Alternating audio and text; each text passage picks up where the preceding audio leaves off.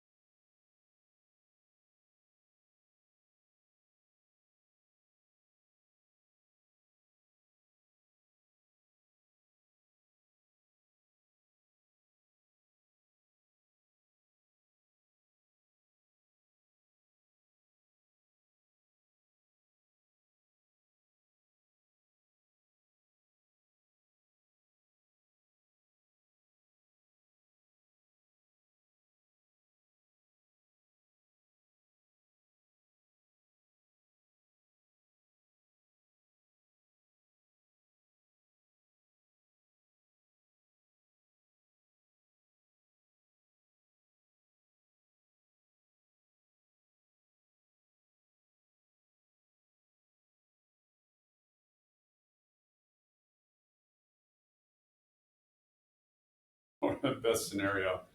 If you have a few Mhm. years, you can structure your business and make sure it looks proper and everything's fit for a buyer.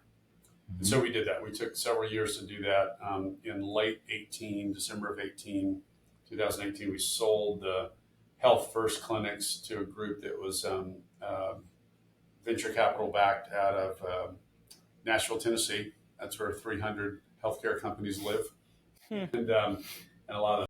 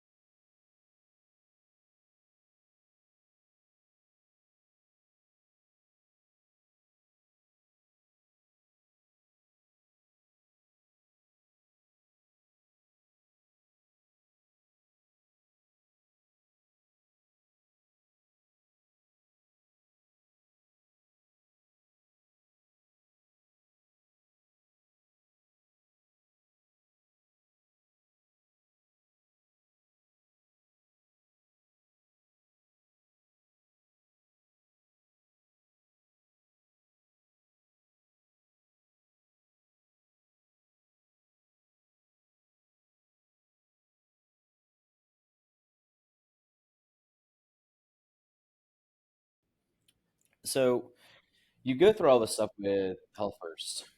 I mean, that's a massive deal to go through. I can't imagine waking up tomorrow finding $1 million out of my account. I can't even express the level of anger I would feel at that point. Um, so after going through all that, having to navigate an exit from Health First, what why did you want to relaunch? Like, why did you want to stay in the space and go through the process of opening up a clinic and everything all over again?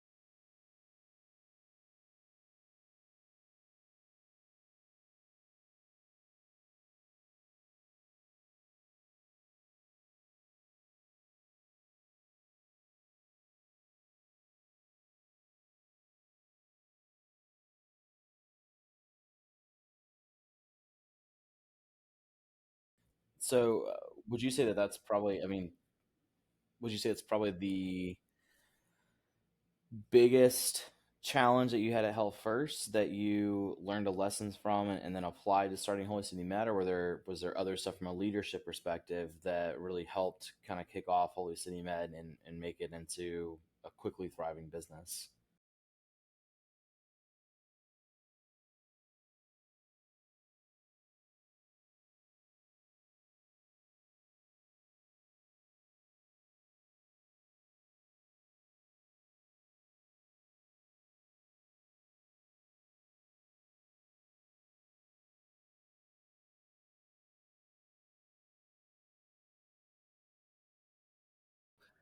You take the lessons learned from Health First and adopt a new model, eliminating the insurance factors of Health First and Giant Medical, and essentially create a similarly efficient but a better model in terms of billing structure and staffing. Um, Whenever you launched Holy City, was it like you like had these lessons, you put these things in place, you kicked the ground running, and it was just like smooth sailing? Because you're only 4 years at this now, and you've got two locations, and you are super successful in terms of revenue bringing in and patients bringing in, brand awareness, etc. So, like, did you guys just hit the ground running and just smooth sailing from there? Or?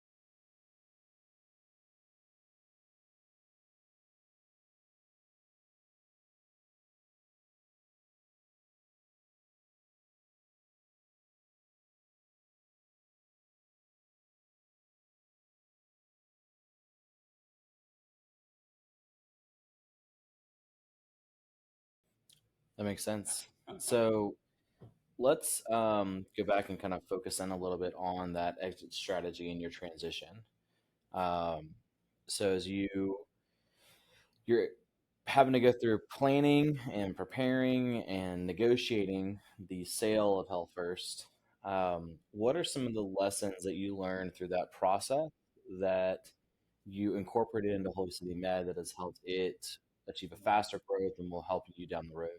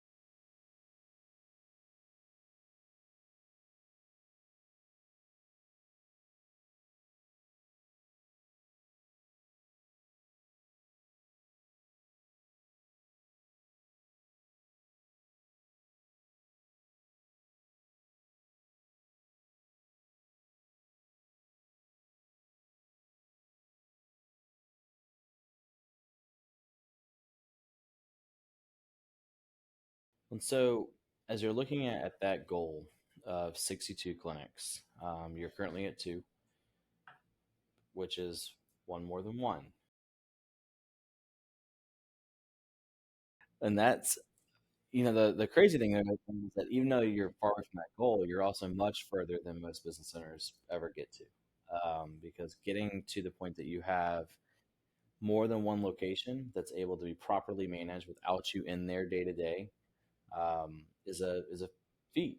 It's a big challenge for business owners. So, what are some of the things that you have utilized that has assisted with ensuring that you've transitioned, that as you've had that second clinic, that it's doing things the same way and achieving profitability and success, just like the first clinic, which I know in addition, you're also typically not at the clinic all the time because you're out networking and being in front of the public.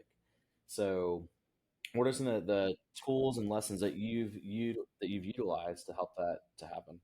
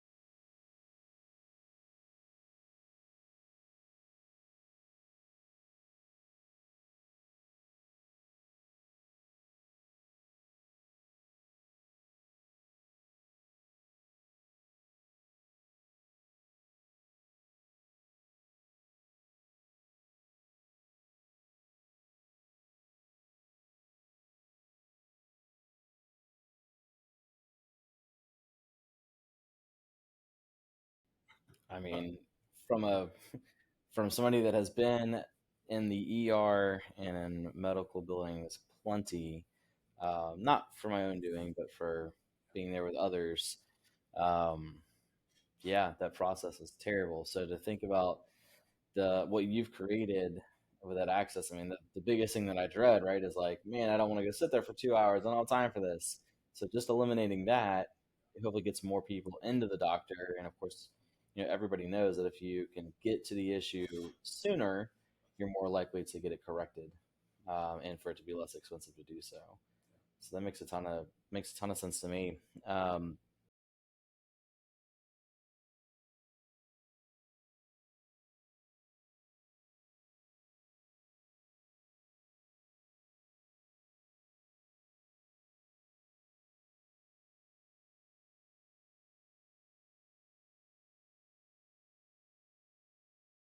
so you're now 4.5 years in, Yes. with a multi-million dollar business that also has high expenses that have to run it too, right? You've got staffing and air conditioning and rent and or leasing costs and everything else. So, what are some of the things that you would attribute the most, outside of people? Because you know that's probably the top one. So, what would you say is maybe the second and third largest factors that have contributed to such a quick growth? Right, there's so many business owners that will never even see seven figures, much less multiple seven figures in revenue. So, what would you attribute, some other lessons learned that have helped that to happen, especially so quickly?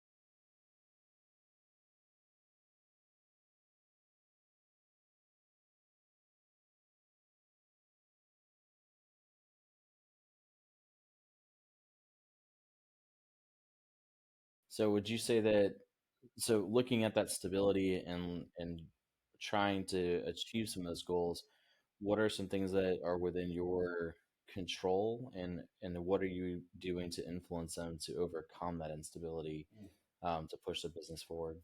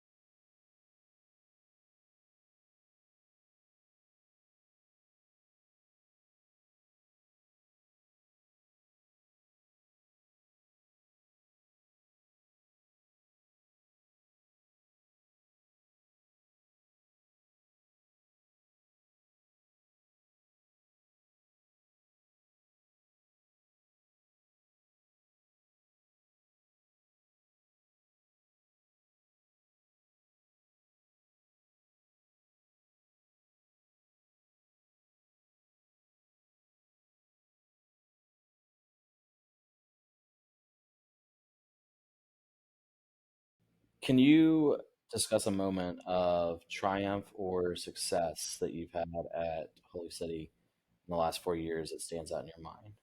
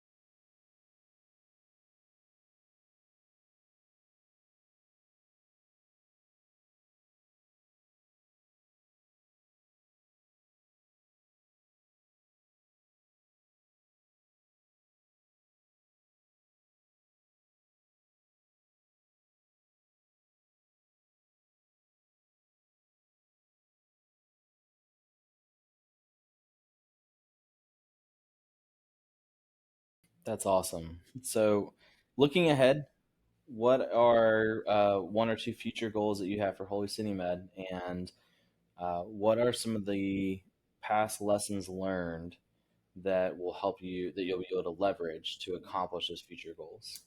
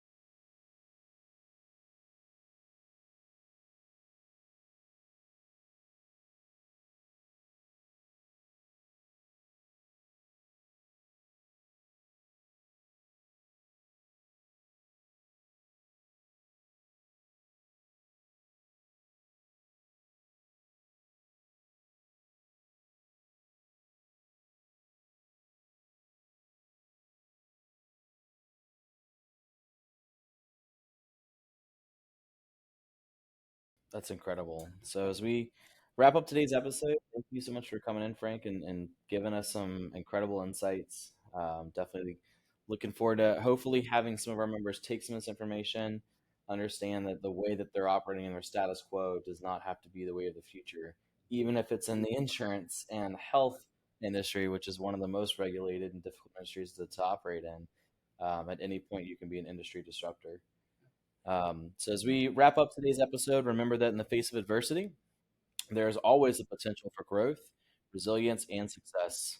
Make sure to join us next time to continue exploring inspiring stories of overcoming challenges and thriving in the journey of life. This is Alan signing off from Evolving Waves.